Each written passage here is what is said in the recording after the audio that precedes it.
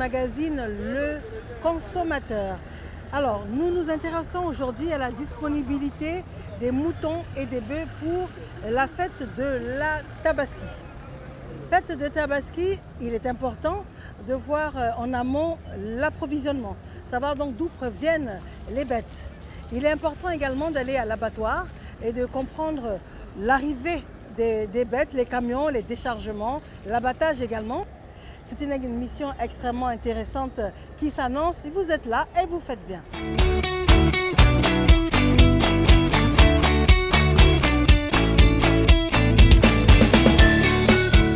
Alors nous sommes au marché de bétail d'Adjamé et nous sommes venus à la rencontre du président du conseil d'administration, M. Eladj Savadogo Isiaka. Alors il est président de la Fédération nationale de la filière bétail et viande de Côte d'Ivoire et à l'international, il est président de la Confédération de la filière bétail et viande de l'Afrique de l'Ouest. Président, bonjour. Bonjour madame. En tout cas, merci de nous consacrer un peu de temps. Merci beaucoup à vous aussi. On est vraiment très honorés. Oui. D'accord. Alors, dans le cadre de notre émission Le Consommateur, on parle de Tabaski. Oui. On parle d'approvisionnement de moutons et de bœufs.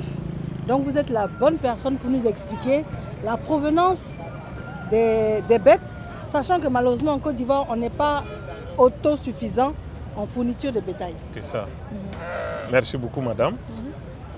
Je crois que les questions posées, tout le monde est unanime que les animaux viennent de Burkina, le Mali et le Niger. Ça, ce sont ces trois pays-là qui sont les producteurs et les pays côtés sont des consommateurs comme la Côte d'Ivoire, comme au Ghana. C'est vrai que tout le monde est inquiet, mais je crois que vous êtes sur le terrain, vous-même vous avez vu des gens ici. Il y a beaucoup de moutons qui sont arrivés. Au niveau de Burkina, comme Mali et le Niger, chaque année, les gens se préparent en conséquence par rapport à la Tabaski, parce que c'est leur campagne. C'est comme quand le temps de cacao arrive. Il y a une période où il y a beaucoup de cacao. Donc aussi, le pays producteur, c'est comme ça. Les gens se préparent, ils payent des aliments de bétail, des tourteaux pour nourrir le mouton comme des baies, après attendre le Tabaski. Donc, cette année-là, c'est vrai qu'il y a des problèmes. Vous-même, vous avez compris ce qui se passe au Burkina par rapport à les ennemis du monde entier. Que ce soit Guibo et Dori, ce sont des coins où les gens produisent beaucoup de moutons. Mais cette année-là, ça ne veut pas dire qu'il n'y a pas de moutons. Mais le problème, c'est le problème de transport d'abord qu'on doit être inquiet, parce qu'à chaque campagne, le transporteur se réunit, il tient des réunions et puis il augmente le prix du transport. Les moutons peuvent venir, mais à savoir si ça va être moins cher comme façon que les gens pensent. Mais les gens aussi doivent vraiment savoir que chaque année, les choses changent. Le transport change, le prix des carburants change. Donc c'est ça qui fait que souvent, quand on arrive dans le marché, les gens croient que tout est cher. C'est pas comme ça. Donc le problème, ce n'est pas par rapport à la zone un peu du Sahel où il y a des problèmes. Il y a des problèmes, c'est pas ça. Non, c'est ça. Ça joue aussi. Ça joue aussi. Ça joue. Parce que les villages qui sont attaqués tout dernièrement, quand ils sont finis de faire leurs besoins sales, ils ont ramassé des animaux pour partir. Or, tout cela aussi, si c'était là, ça allait venir ici. Donc ça aussi, ça joue, c'est un impact très, très, très dur. Voilà. Okay. Donc ça a un impact très dur, mais au-delà de l'impact, maintenant il y a le problème de transport. Il y a un problème de transport. Et tout le monde est conscient de ça. Parce que les camions qu'on louait à 800 000, comme ça, la veille de Tabaski, tout le monde sait que les gens ils ont besoin de camions obligatoirement pour faire venir les animaux. Donc les gens augmentent le prix. Ils peuvent aller à 1 200 000, 1 300 000. Et par rapport à 800, ce n'est pas la même chose. Si le transport est cher comme ça, c'est sûr qu'ils vont répercuter ça sur le prix des animaux. Ça. Donc tout cela joue. Ça joue. Voilà. Mais quand on vous écoute parler, ça veut dire qu'on doit s'inquiéter sur le prix qui sera trop élevé? Non, pas aussi, quand même madame. Non. On ne va pas trop exagérer. Ce qui est sûr, il aura de moutons à partir de 100 000, 120, jusqu'à 150, à 180, à 200. Ça dépend des catégories de moutons. Et vous-même, vous voyez que les moutons sont nombreux, mais ils n'ont pas le même poids. Ce n'est pas fini, ça arrive encore. Ça arrive. Donc, c'est en fonction des qualités de moutons qui peuvent augmenter son prix. Voilà. Très bien. D'accord. Donc, on a compris que par rapport aux problèmes qu'il y a dans certains pays qui nous fournissent, ça a un impact. Le transport aussi a un impact parce qu'on est en période de fête. Mais malgré ça, on aura des moutons. Beaucoup même. Beaucoup de moutons. Oui, les moutons vont venir. D'accord. Parce qu'il y a des noces qui fait. Par rapport à les camions qui arrivent aux frontières, c'est beaucoup. C'est lié comme ça. Au matin, il y a au moins 26 camions. Qui sont alignés là-bas? Oui. Qui attendent pour rentrer. Voilà, nos hommes nous appellent pour dire qu'ils sont en train de traverser les frontières. Or, chaque camion contient au moins 300 têtes de moutons. Voilà. D'accord, mais dès que la tabaski va passer, est-ce qu'on aura toujours autant d'approvisionnement en bétail par rapport aux problèmes qui se passent dans ces pays-là? Peut-être pas des moutons, mais le bœuf ne va jamais manquer de venir. Parce que le mouton là, ce n'est pas tout le monde qui a envie d'aller payer mouton, venir tuer à la maison pour manger. Les gens préfèrent aller payer la viande des bœufs qui sont déjà bâtis. Mais moutons, si le tabaski passe, les gens se préparent encore pour l'année prochaine. Mais il va y avoir des moutons, mais ça ne sera pas beaucoup comme le temps des tabaski. Voilà. Nous, on est venus pour l'émission Le Consommateur, on est parti faire des enquêtes chez les bouchers. Et puis ils disent que le problème, c'est que quand ça vient, même les prix ont augmenté là-bas, donc eux aussi sont obligés d'augmenter ici. Oui, mais c'est ça que j'ai dit là. Quand on parle que le prix a augmenté, c'est par rapport à tous ces paramètres que j'ai évoqués. Problème de terrorisme, ça fait 1. OD, il y a le transport. 3, ça dépend. Donc c'est ça la vérité. C'est ça. Voilà. Mais ça peut baisser dans quelques temps. Il faut que les problèmes soient réglés là-bas d'abord. Et puis ça va baisser ici. Par rapport à réglage des problèmes là, et je crois que les autorités, tout le monde, ils sont debout, ils sont en train de travailler avec la volonté de Dieu. Je crois qu'il y aurait la paix. Et s'il y a la paix, que tout le monde reprend leurs activités normalement. Voilà. Merci, Président. Merci, Madame. Je vous salue. Après la rencontre avec le PCA, M. El Hadj Savadogo Isiaka, nous prenons la direction de l'un des abattoirs d'Abidjan, le plus grand d'ailleurs, celui de Port-Boué. Et nous allons à la rencontre du docteur Dagnogo. Il est directeur des abattoirs et de l'hygiène alimentaire. A tout de suite.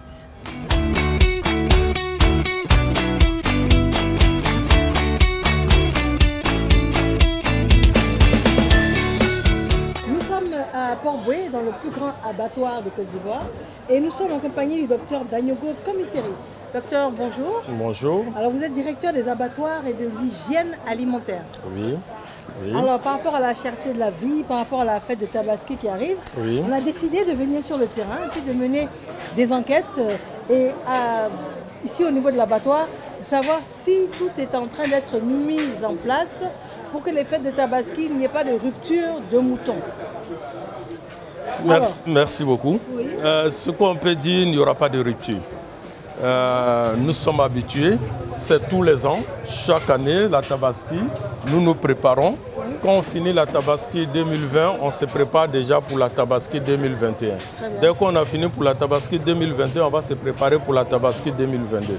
Donc on peut rassurer qu'il n'y aura pas de rupture, il y aura les moutons, il y aura les bovins, il y aura aussi la viande. Alors il y a combien d'abattoirs en Côte d'Ivoire? En Côte d'Ivoire, il faut dire que dans toutes les grandes villes, nous avons des abattoirs. Même dans les villes moyennes, nous avons des abattoirs. Donc si on regarde les circonscriptions administratives, il faut dire qu'on doit avoir environ 120 à 125 abattoirs. Abattoirs, je dirais, certains abattoirs ne sont pas des abattoirs, mais des tueries, des espaces de tuerie pour pouvoir approvisionner la population. D'accord. Alors sur Abidjan. Abidjan, dans le district autonome d'Abidjan, nous avons 3 abattoirs et avec 2 autres espaces de tuerie. On a le plus grand abattoir de Côte d'Ivoire qui se trouve à Port-Boué, où nous sommes actuellement. Et il y a l'abattoir d'Abobo, l'abattoir de Yopougon. Et nous avons 2 espaces de tuerie, une à Niama et une à Benjerville. Alors dites-moi, ici à l'abattoir de Port-Boué, sont abattus combien de bêtes par jour? On parle spécifiquement de la Tabaski, donc on parle de moutons, on parle de bœuf. Bon, de façon générale, l'abattoir fonctionne 7 jours sur 7, 365 jours sur 365 jours. La Tabaski constitue notre période, entre guillemets, période phare. Sinon, tous les jours, nous abattons, nous sommes approvisionnés et en moyenne, avant la Covid-19, nous étions autour de 450 à 500 bœufs par jour. 500 bœufs par jour? Par jour, pour pouvoir nourrir une population de près de 6 millions d'habitants. Et nous étions aussi autour de 280 à 300 petits ruminants. c'est-à-dire moutons, chèvres par jour. Et aujourd'hui, après passage de Covid? Nous tournons aujourd'hui autour de 250-300 bœufs par jour et 180 à 200 petits ruminants par jour dans le district. Ça, c'est ceux qui sont les bêtes tuées par jour. Mais Oui. quel est le besoin pour les consommateurs? Le nombre de bêtes tuées correspond aux besoins journaliers. Pas forcément ce dont je vous parle, ça ce sont les abattages contrôlés. Mais malheureusement, nous avons un phénomène d'abattage clandestin qui existe. Il y a des gens qui vont abattre sans que ça ne passe par les services vétérinaires et qui mettent sur le marché. C'est pour cela que nous avons un service d'hygiène alimentaire pour traquer tous ces abatteurs clandestins afin de ne pas mettre à la disposition du consommateur de la viande non propre à la consommation. Sinon, si on veut évaluer de façon réelle les besoins des consommateurs du district, il faut tourner autour de 500 bœufs par jour et de 300 petits ruminants par jour. Très bien, ce qui est largement couvert par ce que vous faites. Très bien. Normalement. Mais les bêtes que vous abattez ici, elles viennent d'où? Les bêtes que nous recevons ici pour abattre à l'abattoir de Port-Boueux ou dans les autres abattoirs, ces animaux-là proviennent à 65-70% de l'extérieur. Quand je dis de l'extérieur, ça veut dire le Burkina Faso, le Mali, le Niger à une moindre mesure. Maintenant, les 30 à 35% proviennent de la Côte d'Ivoire, du nord principalement et du centre. D'accord. Très bien. Alors, c'est avec cette quantité de viande importée qu'on arrive à satisfaire la demande locale. Il faut dire que nous ne sommes pas autonomes en matière de protéines animales. Nous ne sommes pas autonomes et que vraiment beaucoup, comme je vous ai dit, 70% de nos besoins proviennent de l'extérieur. Ça vient généralement vivant et nous abattons afin de mettre à la disposition de la population. Alors, vous êtes directeur des abattoirs et de l'hygiène alimentaire. Oui. Alors, hygiène alimentaire par rapport à ce qu'on consomme, le mouton, le bœuf, qu'est-ce qu'on doit comprendre? L'hygiène, il faut dire que de façon générale, même l'hygiène, c'est le comportement, les attitudes que nous devons avoir pour pouvoir garder une bonne santé. Ça, c'est l'hygiène.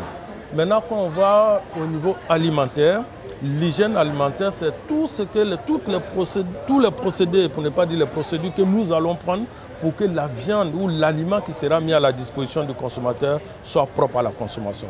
Et que cette viande-là ne puisse pas apporter quelque chose de néfaste au consommateur. Voilà à peu près une définition générale. Donc pour que la viande puisse sortir propre pour le consommateur, on a rénové l'abattoir. Oui. Donc aujourd'hui, on abattait par sol, on avait une salle de tuerie, on n'avait plus un abattoir. Mais aujourd'hui, on a un abattoir qui répond aux normes. On fait l'abattage sur chaîne, on progresse, on va vers des endroits plus propres. Vous savez qu'aujourd'hui, on a des boucheries. Avant, les boucheries se trouvaient sur le parking. Voilà, le parking, c'était occupé par les boucheries. Aujourd'hui, numéroté. Voilà, c'est numéroté. Il y a des boucheries, exactement. On a même des boucheries qui sont climatisées aujourd'hui. Oui. Ce qui permet vraiment de garder la viande dans de bonnes conditions et que la viande reste toujours propre à la consommation. Je vous remercie infiniment. On va devoir déjà vous laisser partir. Merci de nous avoir reçus, je le rappelle. Docteur Danigo Commisséry, vous êtes directeur des abattoirs et de l'hygiène alimentaire. Merci, c'est moi qui vous remercie. Et nous pouvons toujours rassurer les consommateurs, les fidèles musulmans, qu'il y aura les moutons, qu'il y aura aussi des bovins, que tout le monde peut venir s'approvisionner. Docteur Danigo, merci bien. C'est moi qui vous remercie. Au revoir. Au revoir.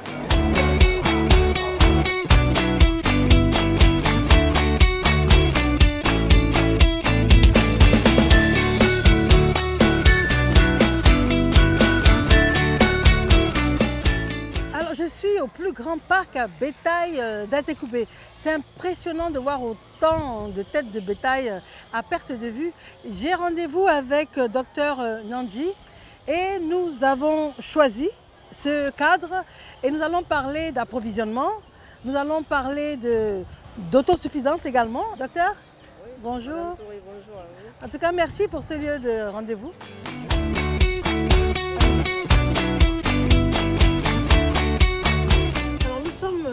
Dans le plus grand parc à bétail d'Atekoubé. Et vous voyez, la scène est très agréable. C'est bientôt la Tabaski également. Et nous sommes avec Dr Nyandji. Elle est directrice des productions animales au ministère des Ressources animales et à le titre docteur. Bonjour et merci. Merci, bonjour à vous également. Alors, c'est un peu atypique pour nous d'être au milieu des moutons. Alors, les parcs à bétail, on en a beaucoup à Abidjan, en Côte d'Ivoire. Oui, effectivement, nous en avons le plus grand. C'est celui de Port-Boué, c'est le parc, le marché à bétail central. Nous en avons à Bobo, nous en avons à Djamé. À Djamé, nous en avons un grand et des petits. Nous en avons à Tekoubé et à Yopougon. D'accord. Alors, quel est l'état des lieux en Côte d'Ivoire en ce qui concerne donc les moutons et les bœufs? En ce qui concerne les moutons et les bœufs, nous avons une production. C'est vrai que lorsqu'on parle de moutons et de bœufs, nous avons une production nationale. Nous avons un cheptel qui est là, qui existe, qui représente à peu près 1 700 000 pour les bovins et puis un peu plus de 3 millions pour les moutons et les cabris. Donc, je vais prendre des termes assez simples pour les moutons et les cabris. Donc nous avons une production nationale que nous pouvons collecter à partir de ce cheptel qui existe. Alors, Mais, oui, ce que nous pouvons produire en Côte d'Ivoire n'arrive pas à combler les besoins de la population. Et donc, nous importons aussi de la viande et des animaux surtout. Docteur Nyandji, dites-nous, quels sont les besoins en Côte d'Ivoire en ce qui concerne l'autosuffisance en moutons et en bœuf? Les besoins sont d'un peu plus de 200 000 tonnes. Ils ont pu aller jusqu'à 220 000 tonnes de besoins qui sont comblés, comme je l'ai dit, d'une part par la production nationale et d'autre part par les importations de bétail vif et de viande congelée. Et nous, on arrive à produire quelle quantité dans les 200 000 tonnes? À peu près la moitié, donc à peu près un peu moins de 100 000, toute espèce. En fait, c'est toute espèce confondue, depuis la volaille jusqu'au bovin. D'accord.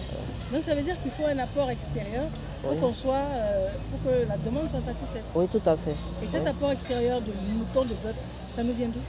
Ça nous vient de l'Union européenne, ça nous vient du Brésil, ça nous vient d'Australie pour la viande de mouton, d'Australie, pour la viande de bœuf à peu près de ces mêmes pays. Mais pour le bétail vif nous vient des pays voisins, que sont principalement le Burkina Faso, le Mali, le Niger et vraiment quelquefois, surtout pour les besoins d'élevage, ça nous vient aussi de la Guinée. Voilà, mais très peu de la Guinée. Très bien. Alors avant de revenir un peu à la provenance complémentaire du bétail pour satisfaire la demande locale, dites-nous pourquoi est-ce qu'en Côte d'Ivoire on ne produit pas autant qu'on en a besoin pour consommer? Au niveau du poulet, par exemple, nous avons pu continuer à combler le déficit. Ce qui fait qu'aujourd'hui, nous sommes pratiquement autosuffisants en viande de volaille. À peu près un peu plus de 90% de nos besoins sont comblés. Et en œufs de consommation aussi, nous avons pu combler 100% de nos besoins de consommation. Au niveau des ruminants, au niveau des bœufs et des moutons, des cabris, nous n'avons pas pu suivre cette même tendance, cette même croissance. À l'époque, il y a eu une très forte volonté politique qui s'est manifestée par un appui budgétaire assez important, la mise en place d'infrastructures de base, des infrastructures d'amélioration génétique, les infrastructures de production, notamment des grands ranchs et stations que la Côte d'Ivoire a aujourd'hui. Et toutes ces infrastructures de base permettaient de produire des animaux de qualité, des animaux génétiques, et de les mettre à la disposition des éleveurs. On a bien compris qu'on n'est pas autosuffisant. On a compris également qu'on produit à peu près la moitié de nos besoins. On a compris que ce sont certains pays limitrophes qui nous fournissent seulement. Là, on parle du Burkina, on parle du Mali, et puis on parle également du Niger. Du Niger, oui, voilà. Du Niger, ce sont les pays qui nous fournissent. Et il y a malheureusement certains problèmes dans le Sahel par rapport à la fourniture, à l'approvisionnement. Mais j'ai envie de vous demander, la Côte d'Ivoire, on aurait dû être autosuffisant dans la production Et c'est possible pour quand? Qu'est-ce qui est mis en œuvre pour que ce soit le cas? Et puis quand ça va être réalisable? Okay. Oui, effectivement, Mariam, nous avons pour les ruminants, nous avons des conditions. Hein. Pour élever un ruminant, il faut de l'herbe, il faut de l'eau, il faut de la lumière. Et je pense que la Côte d'Ivoire a toutes ces potentialités-là. Comme je l'ai dit très tôt, on l'a su, disons la Côte d'Ivoire l'a su, elle a lancé des grands programmes de développement de l'élevage avec une grosse structure qui avait pour but d'encadrer tous ces développements de l'élevage et ça va donner vraiment des résultats. Et aujourd'hui, après toutes ces années de recul de la production, de recul de la présence sur le terrain, nous sommes en train, au niveau du ministère des Ressources animales et halieutiques, nous avons eu comme instruction de mettre rapidement en œuvre, en place une politique nationale pour viser l'autosuffisance. Viser l'autosuffisance, ce n'est pas impossible, c'est réaliste et c'est réalisable sur une période bien déterminée. Et donc pour cela, il faut mettre en place un cadre juridique et réglementaire adapté. Il faut avoir des politiques et une stratégie bien définie et à la fin, il faut avoir les moyens. Mais les moyens ne sont pas forcément des moyens de l'État. Il y a aussi des moyens, des financements privés. Et ces financements privés ne sont captés que lorsqu'il y a un minimum de base qui est mis en place par l'État. Et donc, sous la houlette de M. le Président de la République, son excellent M. Alassane Ouattara et de M. le Premier ministre Patrick Hachi, M. Sidi Tumoko Touré nous a donné instruction depuis un mois. Nous sommes en train de plancher véritablement en accéléré pour mettre à jour toutes nos politiques. Nous avons redéfini la politique face à ce contexte d'insécurité, face à ce contexte de Covid, où nous avons pu sentir la fragilité de la Côte d'Ivoire, parce que l'année dernière, à cette période, les frontières étaient fermées et c'était très difficile. On a senti vraiment, c'était un peu plus que la dépendance. Parce qu'on a frôlé, quand même, pour une fois, on a frôlé la famine. Pas jusqu'à ce niveau-là, mais quand même, avec la crise au Sahel, nous nous rendons compte de notre fragilité par rapport à l'alimentation de notre population en protéines animales et halieutiques. Et donc, ces crises nous ont permis de savoir qu'il faut rapidement réagir, il faut faire quelque chose. Alors, je vous remercie énormément, madame. Merci. Et vous avez quelques propos pour conclure? Oui, les propos sur lesquels je voudrais conclure, c'est de dire qu'après cette stratégie, nous attendons beaucoup du gouvernement pour faire de l'élevage, pour faire des ressources animales et halieutiques une priorité, afin que les financements conséquents nous permettent de répondre aux attentes de la population, tant en termes d'emploi, parce que notre domaine est un domaine qui peut générer beaucoup d'emplois stables, et en termes aussi de sécurité alimentaire. Et donc pour cela, nous attendons vraiment qu'il y ait un soutien manifeste de la haute hiérarchie pour que les ressources animales et halieutiques soient suffisamment financées. Je vous remercie infiniment, docteur. Donc, docteur Bonji, directrice des productions animales au ministère des Ressources animales et halieutiques. Merci, madame Touré. Nous avoir reçus dans ce cadre très nature. Alors, au terme de cette émission, nous réalisons certaines choses. Nous ne sommes pas autosuffisants en ce qui concerne le bétail en Côte d'Ivoire. Nous importons à peu près la moitié des besoins nationaux. Nous réalisons également que le gouvernement met tout en œuvre pour que la tendance s'inverse les années à venir, pour que la Côte d'Ivoire soit un pays autosuffisant en ce qui concerne le bétail. Et nous réalisons avec grand plaisir que pour cette fête de Tabaski, il y aura suffisamment de moutons, il y aura suffisamment de bœufs. Quant au prix, nous croisons les doigts et tout est fait pour ne pas que la flambée des prix soit inquiétante. Merci à vous d'avoir été là et puis excellente fête de Tabaski à tous et à toutes. Bonsoir.